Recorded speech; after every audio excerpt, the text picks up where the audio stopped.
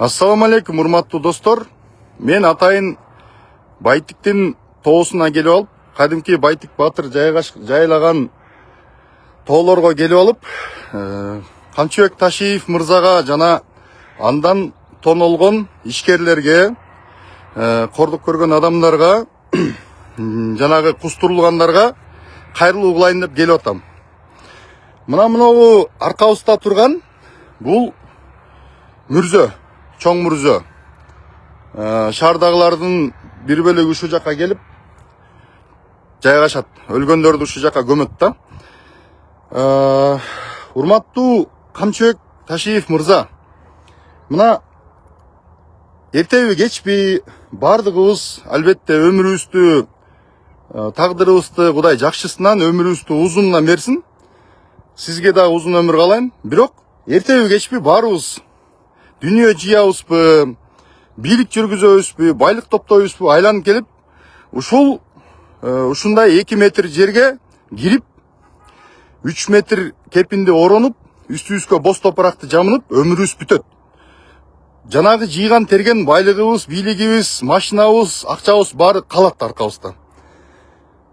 Мен сизге кайрылат элем. Урматтуу Камчыбек Кыдыршаевич, сиз кечээ жакында кайрылуу кылып, мурда күнү айтыпсыз, мен тазамын, акмын, актыгымды соттон далилдейм депчи.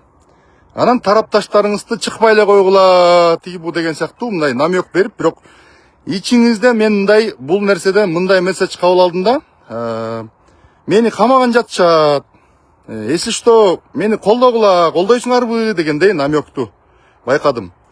Бирок сиз үчүн эч ким төшүн тосуп деле чыкпаса керек.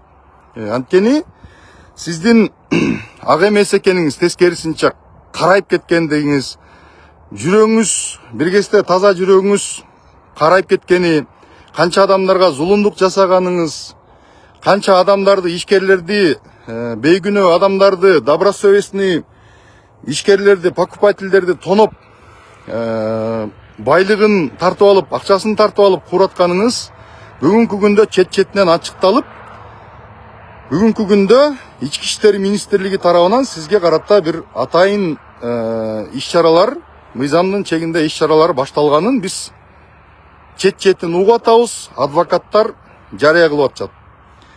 Эми сиз мурда мындан 1-2 жыл мурдабы, эсимде жок, 1 жыл мурдабы эле өткөн жылы жайда экен. Туңгучта Жамалбек Рысалиев деген иниңизди ушу эшигиңин алдына бир боз үйдү коюп алып, бизнес кылып атыптыр, мыйзамсыз бизнес кылып атыптыр деп жала жаап камаардын алдында сиз айткансыз. Жамалбек, будь мужиком. Мойнуң албайсың эркекче деп айткансыз да. Мен сизге айтат элем, Камчыбек Кыдыршаевич, будьте мужиком. Кылганыңызды кылдым деп мойнуңузга албайсызбы? Эгерде сиз мойнуңузга алсаңыз, кылдым, туура эмес нерселерди кылдым, кээ бир нерселерди билип кылдым, кээ бир нерселерди билбей кылдым, кээ бир нерселерди мага жамынып, кол алдындагылар кылып коюптур, мен да ката кетирдим деп мойнуңузга албайсызбы? Ошондо сиз тарыхта чыныгы батыр катары калмаксыз. Бирок тилекке каршы сиз дагы өзүңүз бир кезде башкаларга үлгү болуп, ушундай болгула, таза болгула дегендей таза эмес экенсиз. Бүгүнкү күндө эр жүрөкмүн, барыңарды камайм, өпкөңөрдү үзөм деп жүрчү элеңиз, тилиңерди жулам, колуңарды сындырам депчи. Көрсө сиз андай деле батыр эмес экенсиз. Мунун бардыгы жанагы кум сепилдей болуп, урап түшүп, же болбосо жанагы көбүктөй болуп чачырап кетти. Эми урматтуу ишкерлер, жанагы 1 тыйындан 5 тыйындан мен талаа түстө жүрүп иштеп, 10 жыл Америкада жашап, мээнет менен 5 тыйынды 10 тыйынга, 3 тыйынды 5 тыйынга кантип кураш керек экенин жакшы түшүнөм. Канчалык оор экенин, канчалык мээнет экенин жакшы түшүнөм. Мен ошол ишкерлерге кайрылат элем. Силер адал эмгегиңерди, ак мээнетиңерди, тапкан ташыганыңарды тарттырдыңар. Эми мамлекетке бергениңер мамлекетте калат. ал мамлекеттин казынасына кетти, ал элдин кызыкчылыгына жумшалды, сот объектилер курулат, балким жолдор курулат. Бул жакшы. Мамлекетке бергендер мамлекетке калат. Ал эми жеке жактарга эми каракчы десе таарынат дагычы. Каракчыларга акчаларын тарттырып, сол чөнтөккө солотуп, сол чөнтөккө кус берген акчаларыңарды алышыңар керек. Мээнетиңердин жок дегенде жарым-жартылай акталышы керек. Мамлекетке бергениңер калсын, бирок жеке жактарга чөнтөктөргө кус бергендериңерди кайра кайтарып алышыңар керек бүгүнкү күндө. Камчыбек Ташиевдин үстүнөн иш козголуп, ал өзү дагы мойнуна алды, адвокат Икрамидин Айткулов дагы айтты. Бүгүнкү күндө суракта жүрөт. Кудайдын куттугүнү, өзү дагы, иниси дагы, жанагы иниси камалып жатат коррупция менен. Баласы дагы, анан подчиненныйлары дагы, Токторбаев, жанагы Досманбетов деген жана башка эмелер тиги суракка кирип чыгып атышат.